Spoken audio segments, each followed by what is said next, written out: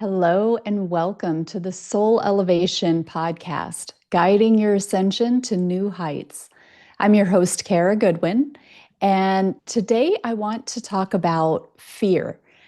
Um, what it is really, what it is on the energetic level, and who it benefits.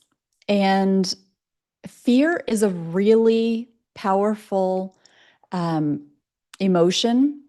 Sorry if I'm talking funny. I have a homeopathic like a tablet thing in my mouth. So sorry if it looks funny. I realized it hadn't dissolved completely when I started this recording.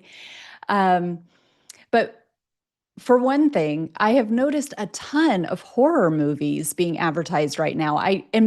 For me, it's a lot more than normal. It could be there are always a lot of horror movies out there and I don't notice. I'm watching the basketball finals, the NBA finals, and so I'm seeing a lot more commercials than I normally do. Usually, I don't see this many commercials, but it seems like there is horror film after horror film out and available for consumption right now. We obviously have a lot of real life horror happening on our planet right now. It's actually very disturbing what is happening on the planet right now. And um, so we can feel a lot of fear about the direction that humanity is going in. And of course, the news is perpetuating all of this in terms of keeping the fear going. So let's start by talking about what fear is. And of course, we know it's this emotion and we know what it feels like to be in fear, but I want to think about this from the energetic perspective. So if we take a model of seven dimensions, okay, and different lineages, different mystics, different spiritual teachers, different clairvoyants and mystics, they might have various levels of dimensions that they perceive. Some people talk about seven dimensions, some people talk about 10, some people talk about 11 or 12 or 13 or 24 or, innumerable, infinite dimensions. Um, so I recognize that, but I want to talk about just seven dimensions today. That's pretty standard. And if we think about, we are in the third dimension and that's what our physical reality is. That's what humans are it's very easy for us to be in the third dimension because we are made of matter, and this is a dimension of matter. So if you think about actually like length, width, and depth, like the measurements, length, width, and depth, we have three dimensions. And then there are dimensions, or you can think of them too as densities. They're not interchangeable, but for our purposes, we can also think of them as density. And these are frequencies. So if you are familiar with waves, like the representation of frequency, if you go back to science class I think, elementary school, they were talking about this, middle school, high school, but if you can picture like the wave pattern of a frequency. And so you have these different lengths of waves. And if you have a lower density, a lower frequency, let's say a lower frequency, it will have a longer wave. So if this is like a standard length, then that wave, you might just have one wave in this length of time. The higher the frequency, the more waves fit into that length. So if we keep a standard length like this, like if you're watching this, if you're watching the video, I just have my hands like shoulder width apart. And if you imagine that there is a frequency and it's represented by a wave, and maybe just one wave fits in that length from one hand that I'm showing up in the video to the other. But you go a little bit higher, and maybe there are two waves that can fit in there. You get really high, and it's just, you might cram a million waves in there because they're all very tightly packed together. And so that's what we're talking about from an energetic perspective, when you think of high frequency and low frequency. So if we think of the third density being like in the middle of low frequency and high frequency, and we're in the third dimension, third density. As humans, we kind of also experience the fourth dimension because there are a lot of models that put time as the fourth dimension. So you have length, width, height, and time. And of course, we are experiencing time too. So we're kind of 3/4 density or frequency. So that means that by a 7 density or dimensional model, we still have fifth, sixth, and seventh above us that we don't perceive in our human experience. Most people don't perceive. And of course, people have psychic skills, and that is where they're starting, that where they can perceive those. But then we also have lower density, second and first, and lower frequencies that are lower and slower than the physical that we have here in the third dimension, but they still exist. They're lower frequency, but they still exist. And we have higher that still exists. Now, these lower frequencies and the higher frequencies, we still share space with them. They still are part of our experience, even though we don't perceive them with the same senses that we perceive other things that are in our third dimension or density. And so this means that we can't see them, but they can still interact with us. They can still influence us. So that's, in my opinion, great that we have these higher frequency, beings that we can't see, but they are able to influence us. But then we also have these lower density energies that also are part of they're part of the invisible realm, and they are part of this planet.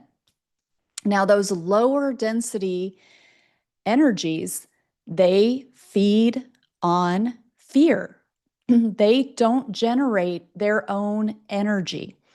So one of the things that happens through your spiritual, you experience this in your own like interactions with people. I know that you have experienced probably more times than you wish that you're interacting with somebody and you feel drained from the experience. You feel that they are taking from you, even if maybe you can't put your finger on why, but you feel drained. They are sucking energy out of you. And you've experienced this on the other side where you're around somebody and you feel energized and you feel uplifted, and they are giving you energy. And so one of the components of spiritual development is that you begin to own your own energy. You begin to generate your own energy. So a lot of the things, all these things work together. All these things that I've talked about over all of these live streams, they all go together, because as we come into our sovereignty, as we come into our own liberation, when we stop needing the external to validate us and to give us what we think we need, where we don't necessarily need everybody to reflect back to us or to give us attention all the time. We generate that from within ourselves. We have that self-love, and we've got this beautiful energetic toroidal field, and we are generating our own energy. We're not siphoning off of others. And we also develop this protective barrier, which makes it harder for others to siphon off of us. But that's something that takes discipline, and it takes a devoted practice to be able to do, but it is within reach of everybody. But it's not going to happen if we don't take action, if we're not meditating, if we're not, there are practices like yoga and qigong and energy practices. Now, you need to get in touch with the energetic component of those and the spiritual component of those. Just doing yoga to, get good abs, which it will also help you do. But if you're going in just for the physical, you're going to get limited results in terms of being your own energy generator. But there are a lot of practices that are available. Breathwork is amazing too. um, that help you to generate, to be your own energy generator. So if we go back to these lower density energies, these negative entities, these are like the demons that religion talks about, and they are real energies, and they can't generate their own energy. If you go back to up to like the high energy beings, the high vibrational beings, you may have heard about light beings where like some people who've had galactic encounters, they have talked about, well, I know this was an ET, I know they were from a different place, but they didn't really even have a body. They were just light. They didn't have a physical body. As you go up in spiritual evolution, you no longer need the physical body. So the higher up um, beings are going in their evolution, the the the more likely they might be to just be light. Think of angels. They're just emitting light, and they might not have like a really specific physical form. So these lower energy, and if they're light, they're generating for sure. They're generating their own energy. So if you go down to these like lower frequencies, they are not able to generate their own energy, and they feed off of our energy, and they feed off of fear. This is where the fear comes in.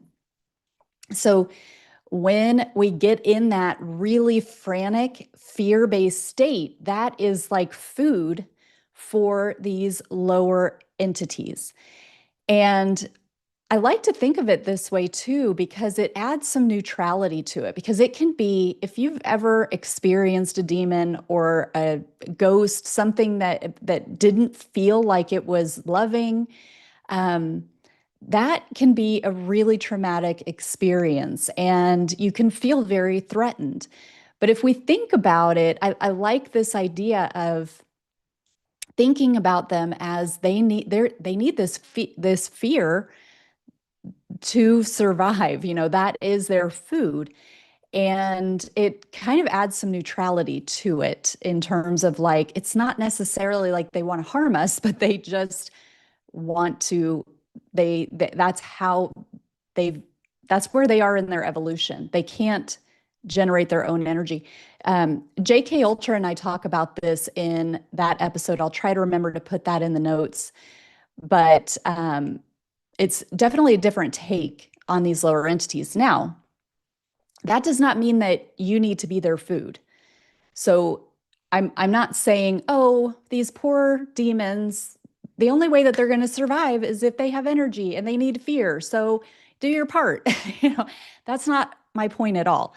But I do want to help you to be able to see what is happening with horror films. And even to a certain extent, it makes me think about amusement parks and, the fear that we feel on roller coasters, and that high that we feel, that adrenaline rush, and the energetic component to that. I have heard people talk about deliberate siphoning from amusement parks before. I don't have a lot of insight on that, but it is something to think about.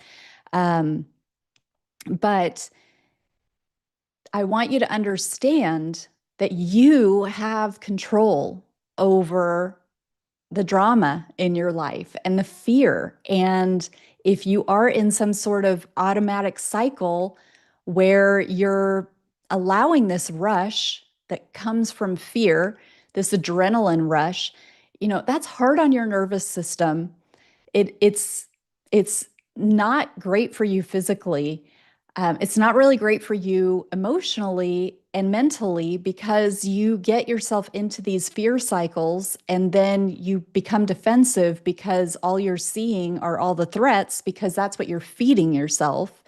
You're consuming these fear-based stories, and then that colors how you experience life. So if you're watching a lot of horror films, for example, and you find yourself on the street at night, what do you think you're going to be thinking about? Are you going to think about like invoking protection, or that you are safe, that you are loved, that you are a child of God, that the universe is working in your favor.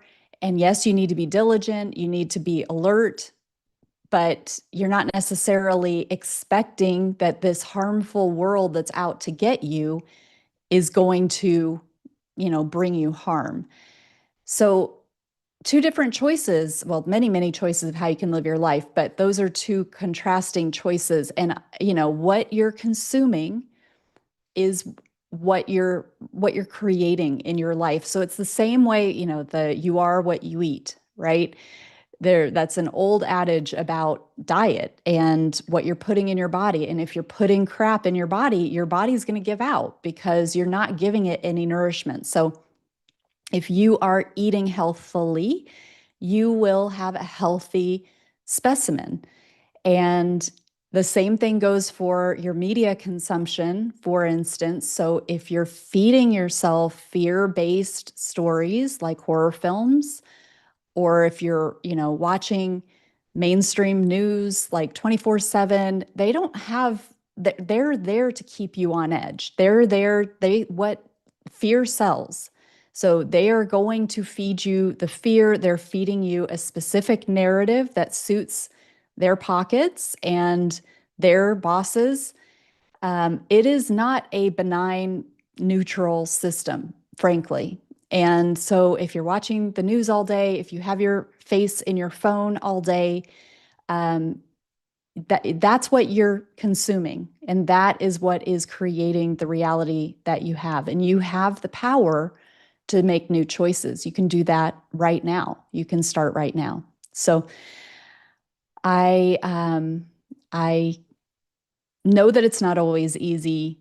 But we also have this flexibility and this fluidity and this ability to keep creating and refining our creation. And as we get new information that makes sense to us, we can make adjustments. We have that freedom within ourselves. It's such a blessing to live in this free will zone. So you take care of your soul, your body, your mind, and I wish you many, many blessings. Thank you so much for being here.